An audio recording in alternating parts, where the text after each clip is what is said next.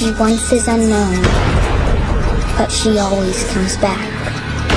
The spectre of darkness. The woman in black. Daniel Radcliffe graduates from Hogwarts to horror in our next movie review. Hello there to everyone in cyberspace. As always, for RealScreenReviews.com, I am movie critic Nick Iacobucci, and our next movie review is The Woman in Black. This thriller and horror feature opened in wide release on Friday, February 3rd, 2012, and it stars Daniel Radcliffe, Ciaran Hinds, Janet McTeer, and David Burke.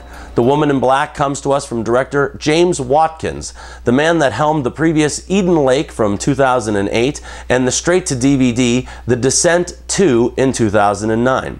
This time out, Mr. Watkins gets a definite step up in the star power department, but with one of the most popular actors on board, can he deliver us a quality film?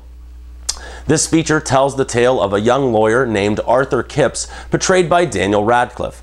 Arthur has traveled to a very small village in a very isolated section of the world, only to find that the locals have been the victims of a terrifying ghost. Many jumps and scares soon find their way into the story, but what also rises in the film are more than a few movie questions. Where did this lady come from? Why is she here, and who's going to stop her? Those are questions that came about, based on a well above average British TV movie from many years ago, and accompanied by a really creepy nursery rhyme and trailer. Well, I couldn't help but have some high hopes going into this one.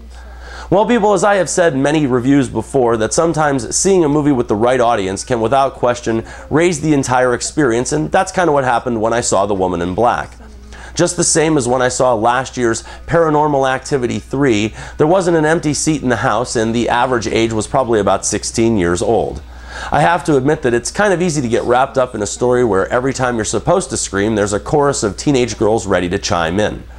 At this point in his career, Daniel Radcliffe should be happy that his films kind of come with a built-in audience, and these films that he's making right now are going to determine whether he can or cannot make the successful jump to leading man status. The Woman in Black seemed to me to be genuinely creepy and freaky in many spots, and pretty much paid a compliment to the genre of the ghost story. However, throughout the film, there was really at least one too many times when the filmmakers relied too much on the musical score and their other bag of tricks, rather than to provide the audience with a solid foundation in plot. I more than also realize that you are headlining this project with the biggest young actor in the world, but can someone please make a horror film that doesn't shortchange on the gore and come in with a solid R rating?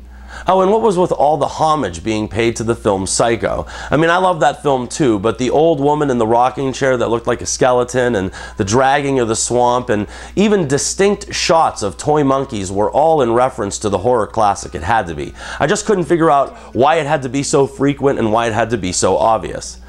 Now, Daniel Radcliffe does have the acting chops to hold this film together, but it's just not a great film.